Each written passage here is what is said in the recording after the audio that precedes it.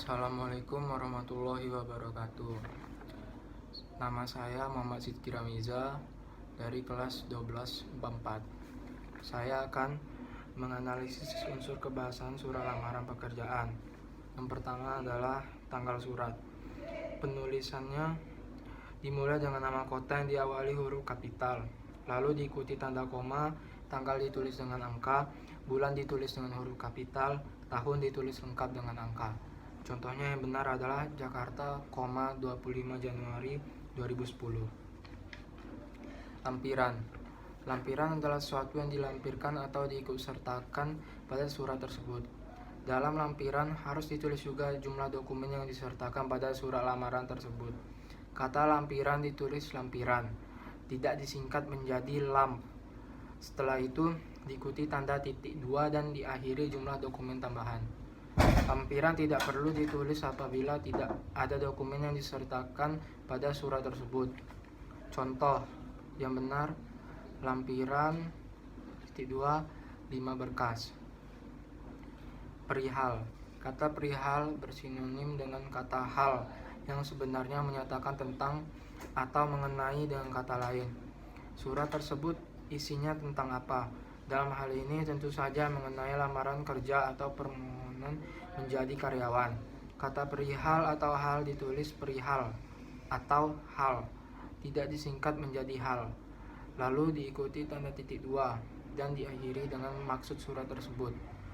Contohnya yang benar adalah perihal titik 2 permohonan menjadi karyawan. Alamat surat. Alamat surat adalah alamat tujuan. Dalam hal ini tentu saja alamat perusahaan yang akan dilamar. Penulisannya dimulai dengan yang terhormat, tidak menggunakan kepada. Langsung diikuti nama, jabatan kepala personalia atau direktur personalia. Kata sapaan bapak atau ibu boleh digunakan, tapi harus diikuti nama, tidak disingkat dan tidak diikuti nama jabatan. Kata jalanan ditulis lengkap, tidak disingkat, diikuti nama jalan dan angka nomor jalan. Kata nomor tidak perlu ditulis. Setiap baris tidak diakhiri tanda baca. Contoh yang benar, ITH titik Direktur Personalia PT Jaya Mandiri. Salam pembuka. Ada beberapa salam yang sering digunakan dalam surat, seperti dengan hormat, salam takzim, salam sejahtera, dan lain-lain. Dalam surat lamaran, salam pembuka yang digunakan adalah dengan hormat, karena surat lamaran termasuk surat resmi. Salam pembuka ditulis dengan huruf pertama kapital dan diakhiri tanda koma. Contoh yang benar, dengan hormat, koma.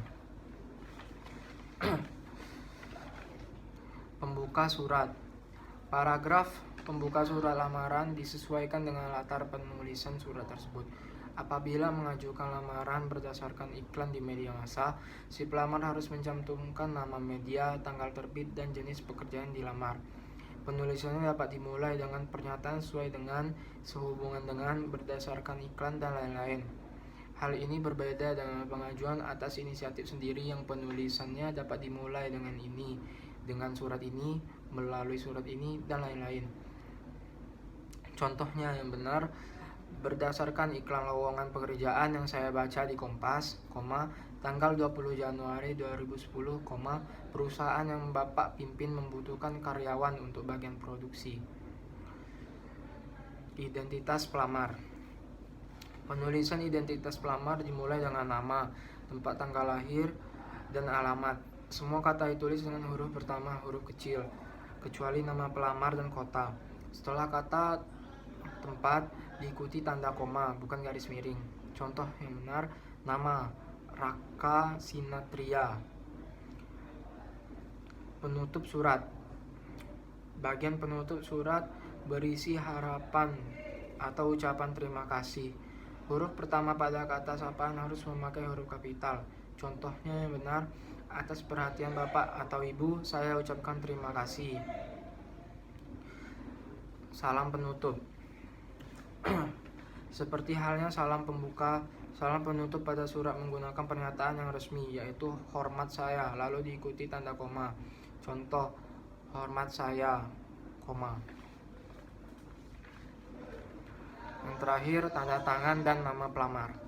Huruf pertama pada setiap kata nama pelamar ditulis dengan huruf kapital, tidak huruf kapital semua, tidak di dalam tanda kurung, dan tidak digarisbawahi. Contoh, Raka Sinatria, R-nya besar, S-nya besar.